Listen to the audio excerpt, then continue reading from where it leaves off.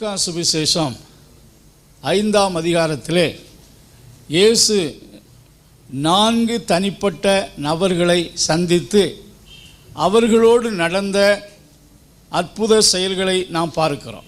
இயேசு திரளான கூட்டங்களில் போதித்தார். குறிப்பாக 4ஆம் அதிகாரம் கடைசி 2 வசனத்தை வாசித்து பார்க்கும்போது இயேசு கிறிஸ்து தேவனுடைய ராஜ்யத்தை குறித்து கலிலேயா நாட்டில் உள்ள நகரங்களிலும் தேவ ஆலயங்களிலும் பிரசங்கித்து கொண்டு வந்தார். தேவனுடைய ராஜ்யங்களை குறித்து பிரசங்கித்து கொண்டு வந்தார். இந்த 5ஆம் அதிகாரத்திலே கலிலேயா கடற்கரைக்கு காலை வேளையிலே அவர் வந்து நின்றார் என்று வசனம் சொல்லுகிறது. 1ஆம் வசனத்தை வாசியுங்கள். பின்பு அவர் கெனசரேத் கடல் அருகே நின்றபோது, கெனசரேத் அதாவது கலிலேயா கடல் அருகே காலை வேளையில் நடக்கின்ற ஒரு சம்பவம். நின்றபோது திரளான ஜனங்கள் தேவ வசனத்தை கேட்கும்படி அவரிடத்தில் நெருங்கினார்கள். Price God. இயேசு கிறிஸ்து இந்த கடற்கரைக்கு காலை வேளையிலே வந்து நின்றார் என்று சொன்னால் ஒரு எதிர்பார்ப்போடு ஒரு நோக்கத்தோடு அவர் வந்து நிற்பதை போல் இருக்கிறோம். நாம் கடற்கரைக்கு எதுக்கு போவோம்? ஒன்று மீன் வாங்க போவோம், இல்லாவிட்டா கருவாடு வாங்க போவோம், இல்லாவிட்டா கடல்களின் அலைகளை பார்க்க செல்வோம். இயேசு அங்கே வந்து நின்றார் என்றால் ஒரு எதிர்பார்ப்போடு ஒரு நோக்கத்தோடு நிற்பதாக பார்க்கிறோம்.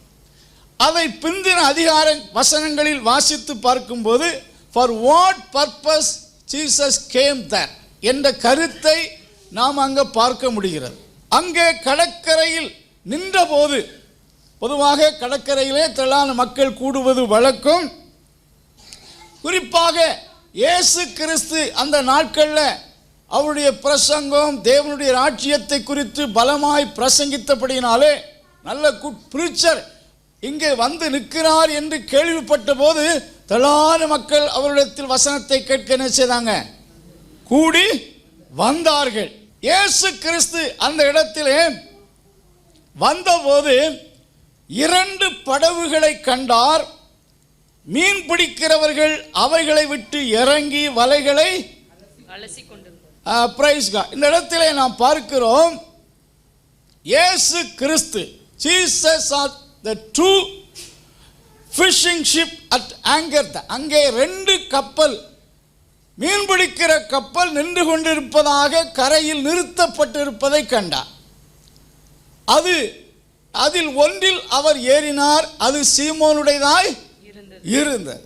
வேத ஆராய்ச்சியாளர்கள் சொல்லுகிறார்கள், அந்த நாட்களில் கிட்டத்தட்ட அந்த கலிலேயா கடற்கரையிலே கிட்டத்தட்ட 4000க்கு மேற்பட்ட மீன்பிடிக்கிற படகுகள் இருந்தன என்று சொல்லப்பட்டிருக்கிறார். ஒரு கடற்கரையில் நிறைய மீன்பிடி கப்பல் இருக்கக்கூடும். ஸோ அந்த காலத்தில் கிட்டத்தட்ட 4000க்கு மேற்பட்ட மீன்பிடி கப்பல் இருந்திருக்கும் என்று சில வேத பண்டிதர்கள் கூறுகிறார்கள். 2 கப்பலை பார்த்தார்.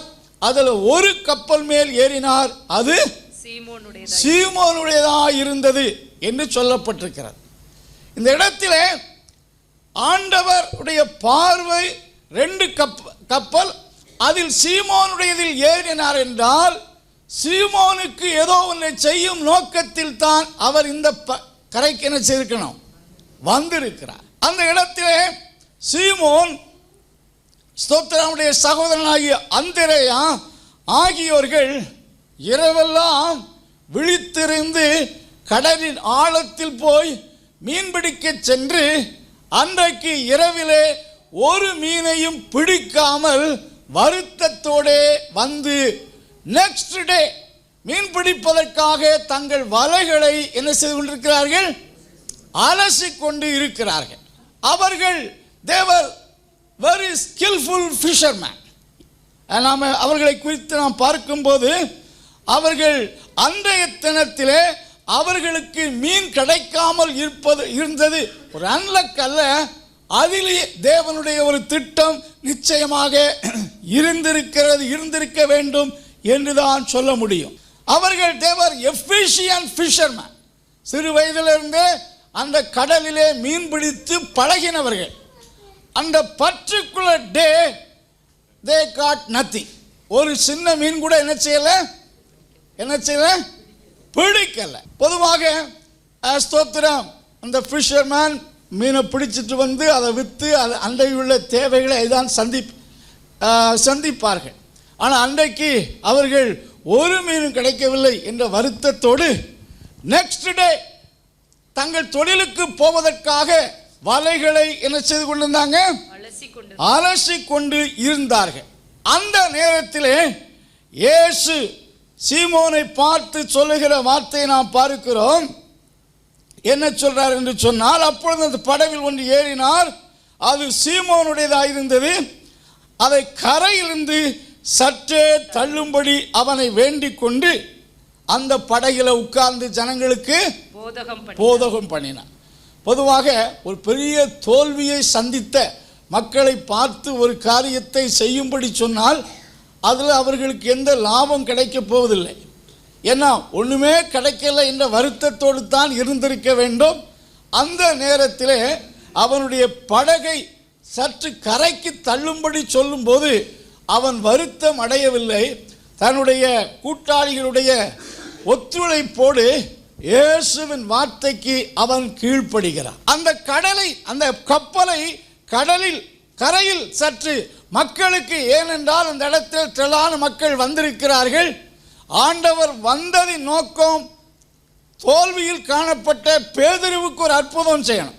ஆனால் இயேசு வந்த போது கூடி வந்த மக்களை பார்த்தபோது இந்த மக்களுக்கு அந்த சந்தர்ப்பத்தை பயன்படுத்த வேண்டும் என்று சொல்லி அவர்களுக்கு தேவனுடைய ராஜ்யத்தை குறித்து பிரசங்கிக்க வேண்டும் என்று விரும்பினார். ஜனங்கள் திரளாக இருந்தபடியினாலே அவர் சற்று ஒரு புல்பிட்டை போல அவனுடைய படகை ஏற்படுத்த விரும்பினார்.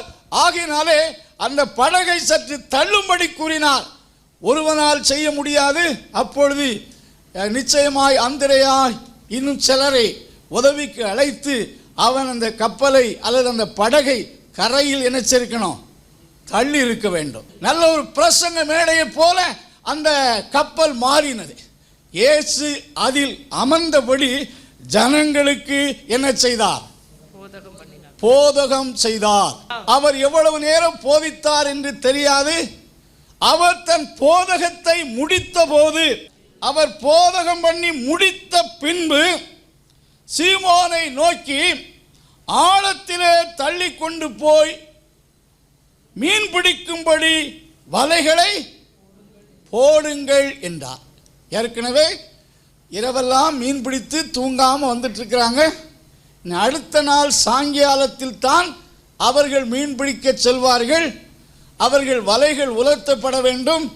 ஒருவேளை அன்றைய தினத்திலே அந்த வலைகளில் ஏதாவது மீன் கிடைப்பதற்கு தடையாக ஏதாவது ஸ்தோத்திர கிழிசல்கள் ஓட்டைகள் இருக்கும் என்றால் அதையெல்லாம் பழுது இருக்கிறதான் செக்கப் பண்ணி வலைகளை காய போட்டு விட்டு அடுத்த நாள் சாயங்காலம் தான் போகணும்.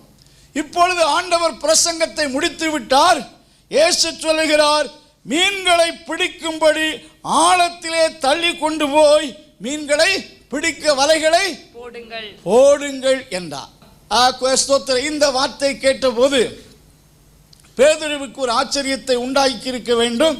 என்றால் இரவு நேரங்களில் தான் ஆழமான பகுதிகளில் மீன்களை என்ன செய்ய முடியும்? என்ன செய்ய முடியும் சொல்லுங்க? பிடிக்க முடியும். இதுதான் அவருடைய அனுபவம், இதுதான் அவர்கள் கற்றுக்கொண்ட ட்ரைனிங்.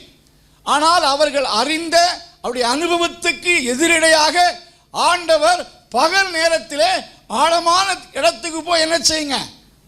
மீன்களை பிடிக்கும்படி வலைகளை போடுங்கள் என்று சொல்லுகிறார். பேதுருக்கு நன்றாக தெரியும், இந்த நேரம் மீன் கிடைக்கக்கூடிய நேரம் அல்ல. ஆனாலும் சொல்லுகிறார், ஆகிலும் உம்முடைய வார்த்தையின்படியே என்ன செய்கிறேன்? வலையை போடுகிறோம் என்று சொல்லி அங்கே சொல்வதை பார்க்கிறோம். இடத்திலே சீமோன், ஐயரே, ராமுழுவரங்கள் பிரயாசப்பட்டு ஒன்று அகப்படவில்லை, ஆகிலும் உம்முடைய வார்த்தையின்படியே வலை என்ன செய்கிறோம்?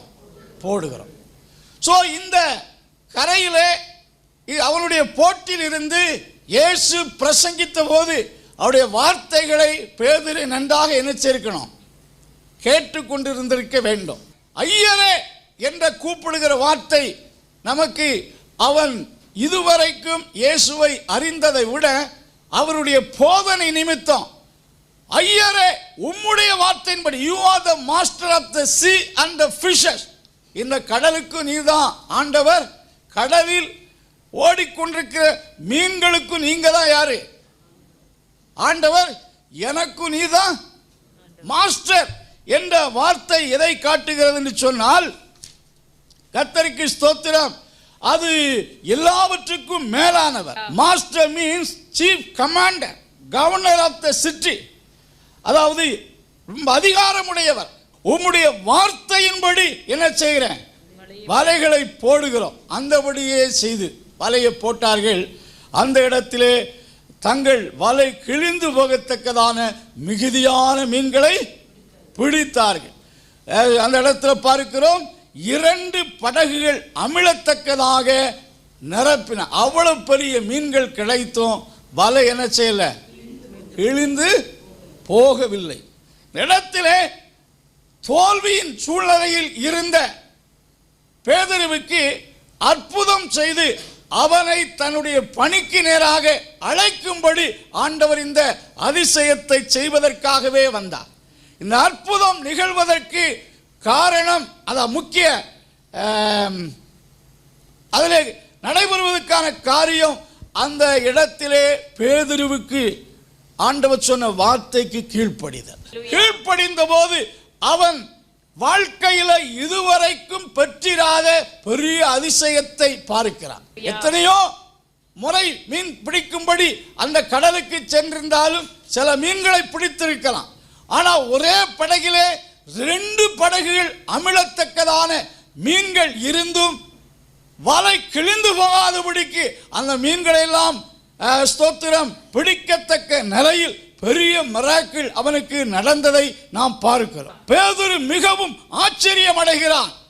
ஸ்தோத்திரம், ஆண்டவரே என்று சொல்லி அங்கே ஆச்சரியப்பட்டு கூட்டாளிகளையும் அழைத்து அந்த இடத்திலே பெரிய அதிசயத்தை அவன் பார்க்கிறான். ஆண்டவர் நம்முடைய வாழ்க்கையில் அற்புதம் செய்ய வேண்டும் என்றால் தேவனுக்கு என்ன செய்யணும்? கீழ்ப்படியணும். தேவன் நம் வாழ்க்கையில் ஸ்தோத்திர அற்புதம் செய்யணும். ஆண்டவர் கீழ்ப்படியணும். இரண்டாவது ஸ்தோத்திரம் 12ஆம் வசனத்திலிருந்து சில வார்த்தைகளை நாம் பார்க்கும்போது 12 to 15 ஜீசஸ் அந்த இடத்திலே ஒரு சம்பவத்தை, ஒரு மனுஷனை பார்க்கிறோம். அவன் ஒரு குஷ்டரோகம் உள்ளவன். 12ஆம் வசனம் வாசியுங்கள். பின்பு அவர் ஒரு பட்டணத்தில் இருக்கையில் குஷ்டரோகம் நிறைந்த ஒரு மனுஷன் இயேசுவை கண்டு முகங்குப்புற விழுந்து, ஆண்டவரே, உமக்கு சித்தமானால் என்னை சுத்தமாக்க உம்மாலே ஆகும் என்று அவரை வேண்டிக் கொண்டான். Praise God. முதலாவது தோல்வியில் காணப்பட்ட ஸ்தோத்திரம், பேதுருவை ஆண்டவர் சந்தித்து ஒரு அற்புதம் செய்கிறார், அவன் கீழ்ப்படிந்தபடினார். இந்த இடத்திலே ஸ்தோத்திர குஷ்டரோகம் உள்ள ஒரு மனிதனை ஆண்டவர் குணமாக்கினதை பார்க்கிறோம். பொதுவாக இந்த மனுஷனை குறித்து பார்க்கும்போது அவன் குஷ்டரோகத்தால் நிறைந்தவன். சாதாரண குஷ்டம் அல்ல.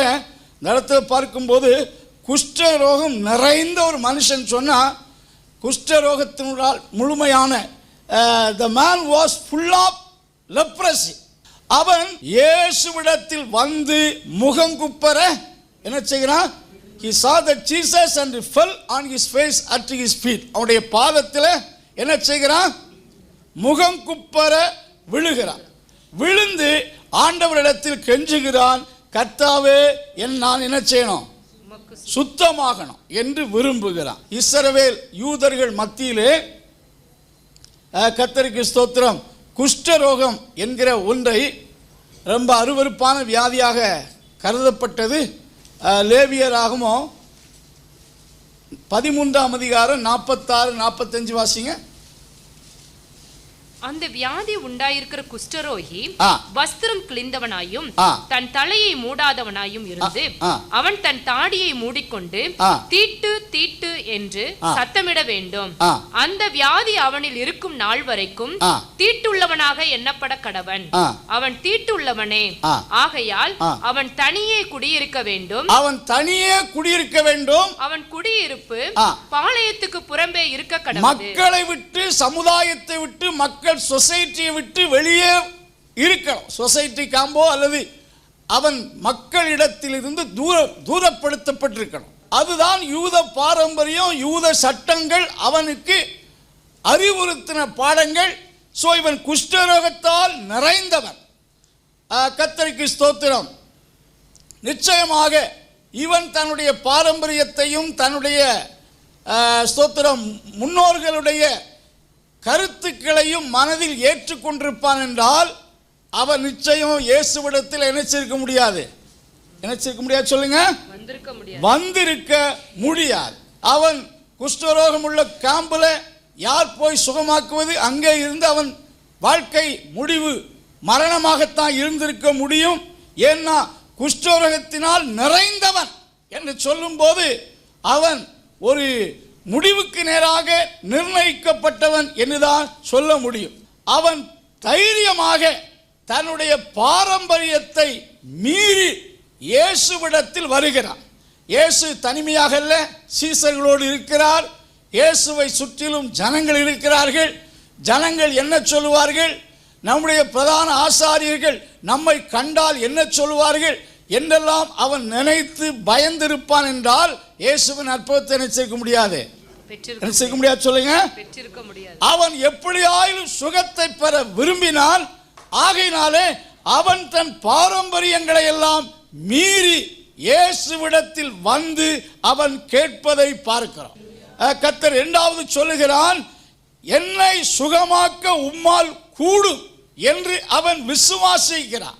இயேசு அவனை தொட்டு சுகமாக்குவதை நாம் பார்க்கிறோம். ஆண்டவர் அவனை தொட்டார், அவனை சுகமாக்கினார். இயேசு அவனை குணமாக்கின போது சொல்லுகிறார், நீ இதை ஒருவருக்கும் சொல்லாமல் போய் ஆசாரியர்களுக்கு காண்பித்து மோசே கட்டளையிட்ட காணிக்கைகளை செலுத்து.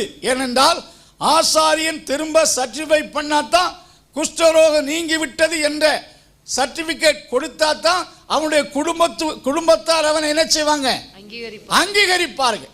சோ சொசைட்டி அங்கீகரிப்பதற்காக அவனை ஆண்டவர் அனுப்புவதை பார்க்கிறார். அந்த மனுஷனை பார்த்து, நீ பெற்ற அற்புதத்தை ஒருவருக்கு என்ன செய்யாத சொல்லாத.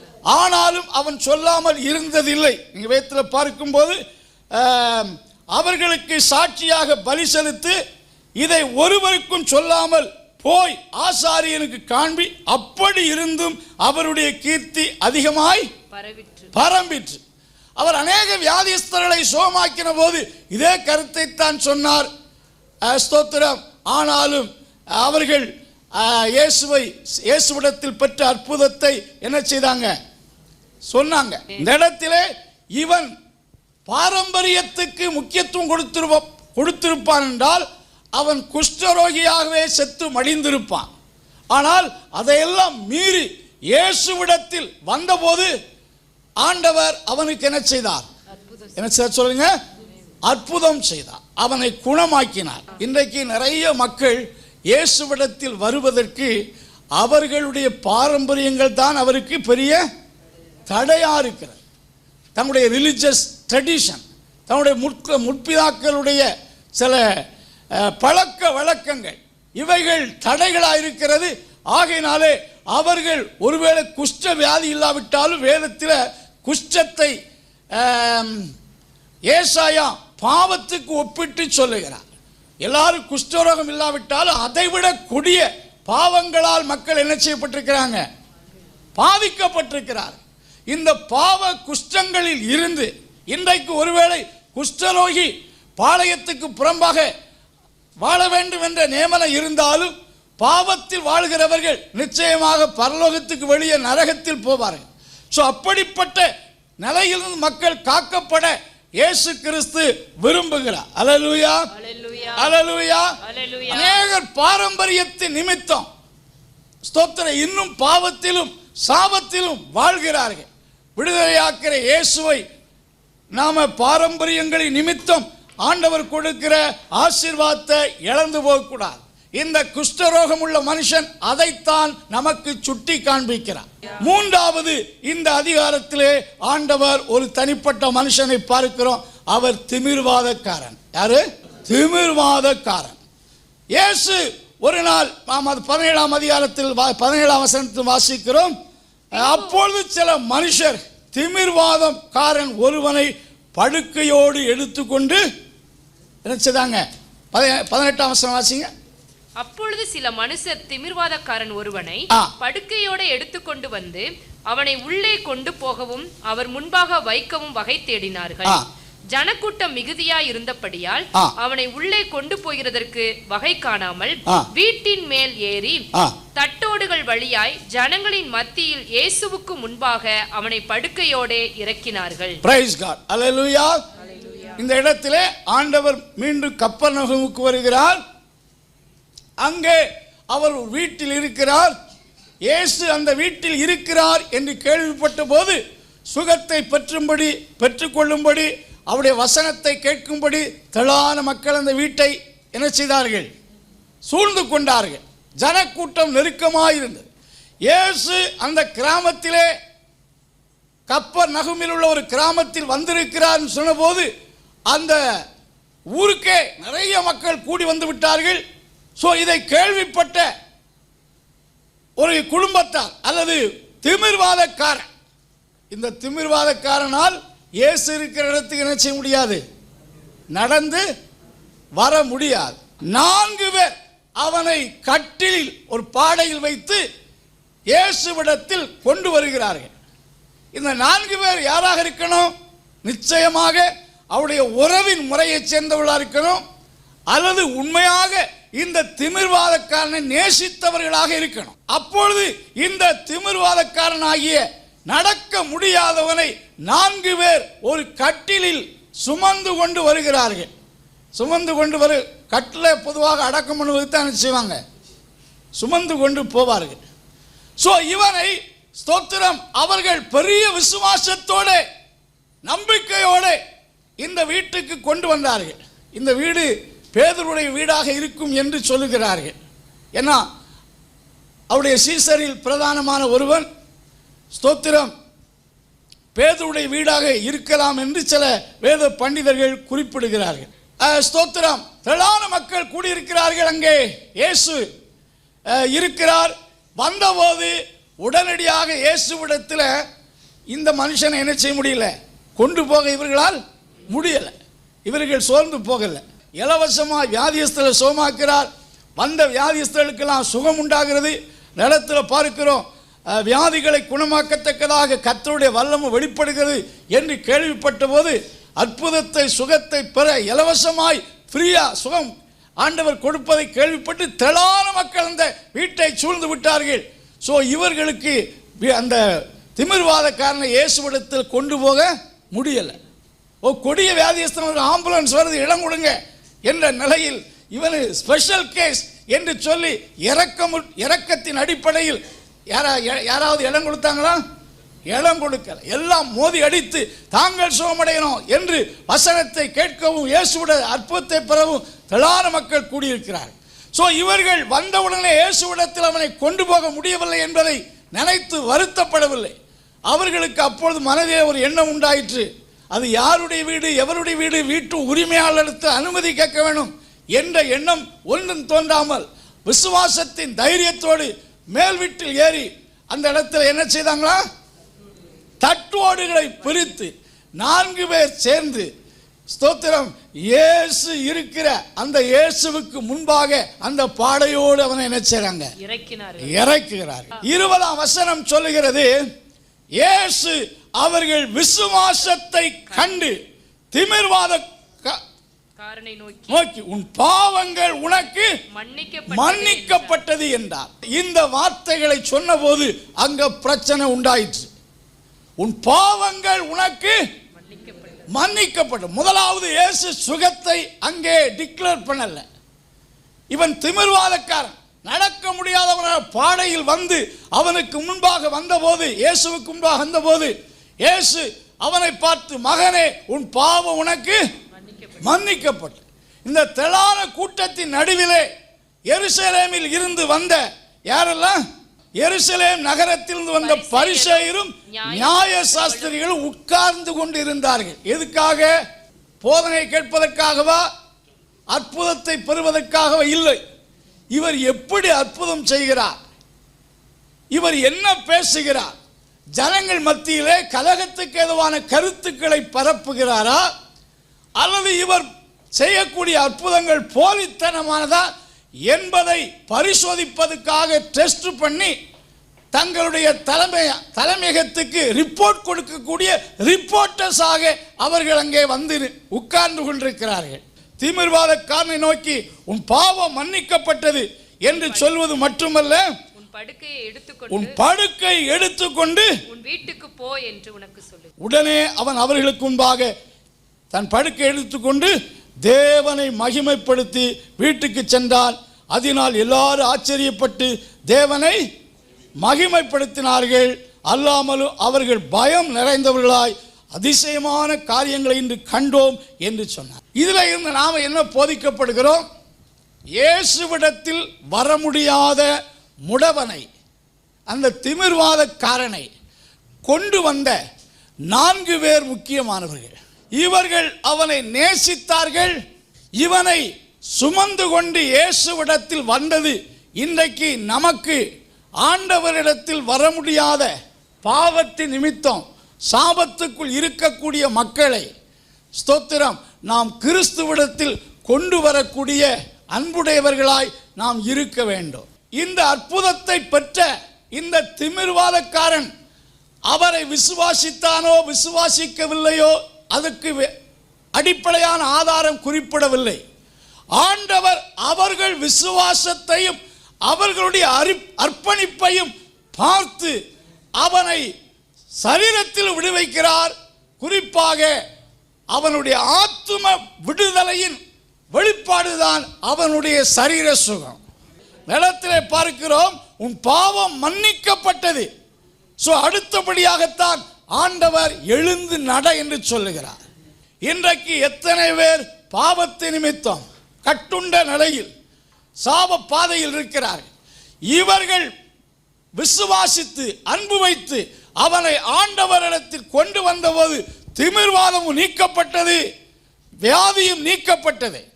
இப்படிப்பட்ட அற்புதத்தை பெற்று கொடுக்கக்கூடிய ஒரு சேனலாக, ஒரு மீடியேட்டராக தேவ பிள்ளைகள் இருக்கணும். அதைத்தான் இது நமக்கு போதிக்கிறது.